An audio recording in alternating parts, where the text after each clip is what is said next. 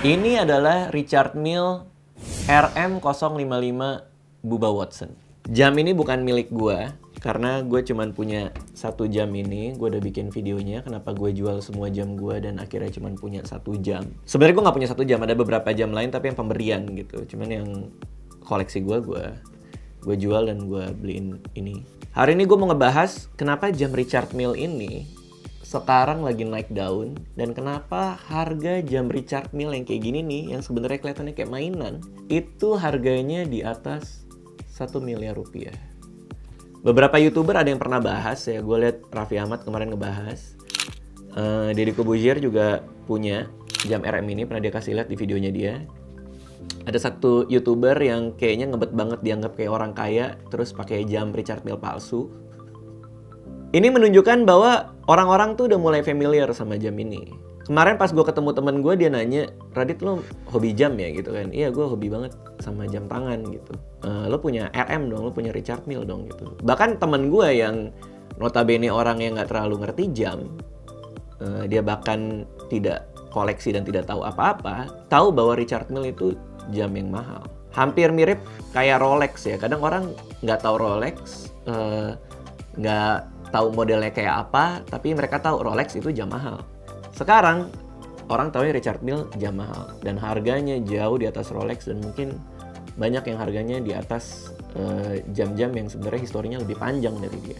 Oke, yang pertama kita bahas adalah apa itu jam Richard Mille. Jam Richard Mille sebenarnya agak lucu ya, karena jam-jam yang gue suka nih itu kebanyakan punya histori yang panjang. Gue suka Audemars Piguet, itu berapa ya? Berdiri mungkin sekitar 100-200 tahun yang lalu ya, gue lupa pastinya. Yang lebih lama lagi Breguet, itu pembuat jam pertama yang bikin tourbillon, komplikasi jam yang sangat-sangat rumit. Gue suka Rolex, bahkan Rolex walaupun banyak banget orang yang suka, dia sejarahnya tuh agak lebih muda daripada yang lain. Kalau nggak salah tahun 1908 deh Rolex ini berdiri. Jadi jam-jam yang mahal, yang prestigious, yang orang lihat selama ini rata-rata punya sejarah yang panjang.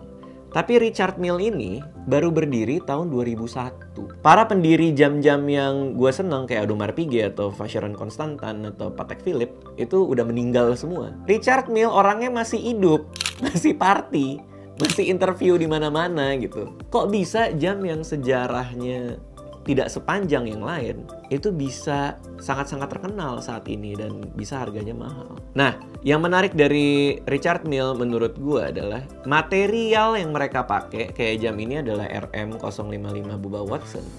Ini dia strapnya dari rubber ya, dari karet. Dan ini case-nya ini dari keramik.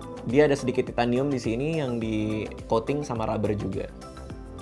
Dan movementnya ini dari titanium di dalamnya. Sebenarnya secara material seharusnya harganya tuh jauh di bawah jam yang gue pakai ini, karena secara material dipakai sama jam gue yang gue pakai sekarang ini itu lebih mahal gitu materialnya gitu dibanding karet. Karet kan juga kayak apa ya, lu tiap hari juga bisa nemu karet gitu kan. Kok bisa harga jam ini 4 kalinya ini? Dan di saat gue nyari-nyari tahu soal Richard Mille inilah gue baru menemukan kenapa harganya bisa tinggi banget. Karena yang Richard Mille jual itu bukan material jamnya, tapi yang Richard Mille jual dengan harga setinggi langit itu adalah eksklusivitas. Dia bikin jam dengan jumlah yang sangat sedikit tapi dengan harga yang tinggi. Mungkin setahun mereka cuma produksi 3.000 sampai 3.500 jam. Itu isinya cuman mungkin sekitar satu gedung kawinan yang gede gitu ya, tamunya ada 3.000. Mereka ngejual jam cuma segitu banyak gitu setahunnya. Jadi mereka untuk dapat margin yang baik, untuk tetap bertahan dalam bisnis mereka, ya mereka naikin harganya mati-matian. Yang terjadi adalah orang kalau punya Richard Mille, mereka akan dianggap bagian dari sebuah klub yang memang kayak mampus aja gitu. Kayak lu ngelihat orang pakai jam ini di sebuah pesta gitu kan, ngejreng gitu warnanya putih, lo lihat, oh dia punya RM. Udah kebayang lah orang seperti apa yang menghabiskan miliaran rupiah untuk ditaruh di tangannya dia gitu. Jadi menurut gua Richard Mille itu mahal karena nggak semua orang punya kemewahan untuk memakai itu. Itu yang mereka jual. Rolex lo bisa lihat di mana-mana orang pakai gitu. Rolex menjual jam yang mungkin ada yang 70-80 juta sampai ke jam yang mungkin kayak Rolex Daytona yang platinum tuh sekitar 900 jutaan gitu. Tapi Richard Mille sekarang masuk harga marketnya untuk jam RM yang paling murah sekalipun kayak misalnya RM010 itu bisa 900-800 jutaan juga gitu di harga market yang sekarang. Kebalik lagi makanya aturan di sini. Oke, banyak orang yang bilang Richard Mille itu norak. Banyak teman-teman gue yang main jam lama yang suka Patek, yang suka AP, yang suka VC gitu. Pada bilang, Richard Mille hanya untuk orang-orang kaya yang nggak ngerti jam, terus mereka punya duit, terus kalau mau beli, belinya itu. Ada benernya juga, tapi menurut gue malah Richard Mille itu keren gitu. Karena dia bisa merevolusi, merevolusi industri jam yang menurut banyak orang, jam yang paling prestisius saat ini nomor 1 di dunia adalah Patek Philippe. Jamnya klasik, kecil-kecil. Sports modelnya juga kecil, cuma 40 mili. Banyak orang yang bilang Richard Mille tuh bukan kayak Patek Philippe gitu, yang punya sejarah, yang subtle gitu, yang nggak terlalu berisik. Ini kan kesannya kayak berisik banget tuh kalau dipakai di tangan ya. Tapi buat gue justru itu menariknya Richard Mille, karena Richard Mille itu adalah anti Patek Philippe gitu. Jadi dia sama sekali bukan Patek, sama sekali bukan AP gitu misalnya, sama sekali bukan Breguet gitu. Dia emang jam yang anti dari jam-jam tradisional ini. Dia mau ngasih lihat bahwa sekarang zaman udah berubah, bikin jam tuh kayak gini. Dan itu yang membuat gue Richard Mille tuh menarik. Gue suka Richard Mille karena inovasinya. Gue mungkin nggak pakai jam ini dan gue nggak cukup kaya untuk beli jam miliaran gue taruh di tangan gue gitu, gue bawa kemana-mana. Tapi gue mengagumi inovasi-inovasi yang dilakukan sama Richard Mille. Di tangan gue ada RM055. Ini gue mau ngebahas spesifik soal jam ini. Ini salah satu contoh betapa betapa inovatifnya Richard Mille. Ini jam harganya mahal banget, tapi dia bukan automatic movement. Automatic itu kayak ini misalnya. Lu pakai, lo goyang-goyangin tangan lo atau lo puter crown-nya, dia akan gerak dan jalan karena di dalam jam ini ada mekanisme yang ngebuat dia jadi berdetik gitu. Lo pakai selesai. Kalau lo nggak pakai selama mungkin 3 hari, dia akan mati udah. Cuman kalau misalnya lo mau pakai lagi, tinggal diputer, dibawa kemana-mana selama tangan lo goyang. Ada rotor di belakangnya akan berputar yang memberi energi jam ini supaya tetap jalan.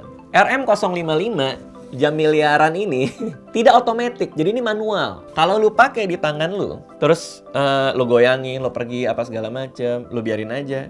Dalam 3 hari mati ini. Ini kalau nggak salah power reserve-nya adalah 55 jam. Jadi sama 55 jam lu diemin aja, lu pakai kemana-mana, dia akan mati gitu, nggak jalan. Yang lakukan apa? Lu harus putar ini manual. Jadi kayak bener-bener jam jadul banget, jam masa lalu banget ya. Lo puter-puter, lo isi energinya dengan putarannya. Nah, dia akan berdetak, baru hidup. Gimana ceritanya jam yang harganya miliaran tetap juga harus lo puter? Kan aneh banget ya. Cuman ya itulah Richard Mille ya. Terus yang menarik dari jam ini adalah RM055 ini sering disebut juga sebagai Richard Mille Bubba Watson. Ambasadornya dia yang dikasih jam ini namanya Bubba Watson adalah seorang pegolf profesional. Dan dia pakai jam RM ini di tangan dia pas lagi main golf. Padahal kalau misalnya gue pakai jam mekanik yang lain terus gue main golf, ini bisa menghancurkan mekanisme di dalamnya. Karena getaran main golf itu kan kenceng banget, trek gitu. Terus akhirnya mungkin movementnya rusak. Nah kalau RM Richard Mille ini berani ngasih ke Bubba Watson, lo pakai pas lagi main golf, movement gue tidak akan rusak. Karena dia bikin shock absorber di sini, movementnya juga cantik banget. Dia kayak mengambang ya, ada transparan di belakangnya. Bahannya juga keramik. Nah persoalannya dengan bahan keramik ini di case-nya ini, Richard Mille bikin banyak sekali jam dengan bahan yang beda-beda, tapi kalau yang ini keramik. Keramik itu terkenal anti gores, tapi gampang pecah. Jadi kalau lo punya jam keramik jatuh ke lantai gitu, dia bisa pecah berhamburan. Cuman sama Richard Mille nih dikasih semacam absorber gitu, ada rubber juga di sini nih, supaya kalaupun jatuh, ya mudah-mudahan nggak pecah. Lalu rubbernya Richard Mille juga terkenal yang paling enak di tangan ya, paling nyaman. Gue nggak tahu bener apa enggak, gue cobain. Karena gue nggak bisa membedakan rubber yang nyaman apa yang enggak ya. Buat gue kayaknya sama-sama aja. Tapi orang-orang berani bersumpah bahwa rubbernya Richard Mille adalah rubber yang paling nyaman. Banyak yang nanya ke gue, worth it nggak sih beli jam Richard Mille? Menurut gue worth it banget. Karena ya itu, lo membeli eksklusivitasnya itu.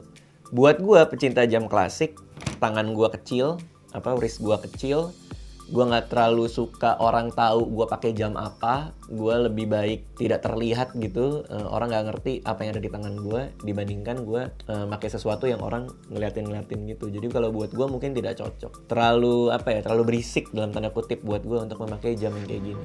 Yang menarik adalah rubbernya ini bisa lo ganti-ganti, dan harga rubber ini doang ya, kalau lo beli lo ganti itu belasan juta. Jadi jam ini buat siapa? Jam ini menurut gue buat orang yang super kaya, yang tahu bahwa punya Rolex aja nggak cukup, dia harus ngasih lihat kekayaannya dalam bentuk lain, yaitu Richard Mille, dan tidak ada salahnya sama sekali gitu. Jam ini juga cocok untuk orang yang mungkin kalau nggak kayak bukan untuk mempertontonkan kekayaannya, mungkin cocok juga untuk orang yang ingin menghargai sebuah inovasi. Ya ini kan karena Richard Mille penuh dengan inovasi banget. Richard Mille juga cocok buat orang yang menurut gue pengen terlihat di antara orang-orang lain, pengen terlihat beda. Karena gue jamin lo datang ke sebuah acara, lo pakai jam ini, orang akan datang dan nanya, kalaupun nggak tahu itu Richard Mille ya, akan nanya itu apaan gitu, karena sengejreng itu. Jam ini cocok buat orang yang tangannya juga gede. Gue selalu bilang jangan beli jam untuk investasi, tapi gue yakin dalam 5-10 tahun ke depan jam Richard Mille harganya masih bertahan ataupun mungkin bisa naik, karena hampir semua jam yang dia keluarin itu limited edition.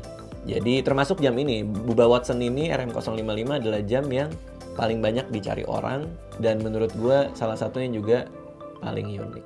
Jadi itu ya, mudah-mudahan bisa memberikan sedikit pencerahan ya. Kalau kalian sering nonton video-video orang atau dengar orang ngomongin soal Richard Mille dan bertanya-tanya kenapa mahal, menurut gue faktor-faktor yang tadi gue bahas di video ini adalah salah satunya. Tinggalin di komen menurut kalian jam ini kayak gimana. Banyak yang bilang nih kayak jam mainan gitu ya, dan kayaknya nggak pantas banget. Nggak tahu kalau menurut kalian gimana? Tinggalin di komen. Terima kasih sudah menonton video ini. Jangan lupa subscribe untuk menunjukkan dukungan kamu kepada channel gue.